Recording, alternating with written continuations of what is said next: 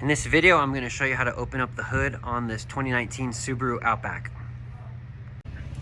Opening up the hood is pretty easy. You're going to open up the driver's side door, and you're going to go down into the lower section, and you're going to see an icon of a car with the hood popped open. There's going to be a lever just below that, and again, it has an image, the same icon on it. You're going to pull this lever, and you'll hear a click.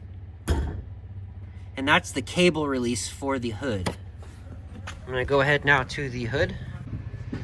And now you can see that the hood has a gap in it. That's from pulling that lever. In the front, right above the emblem, in the center of the hood, there is a lever. You're gonna push that lever with the tips of your fingers from the right to the left, and then you can lift up the hood. If you don't do that, you'll lift up on the hood and it's locked. So you need to do that to release. There's a latch right here that moves with this lever. And when you move this latch, it releases this hood clip right here.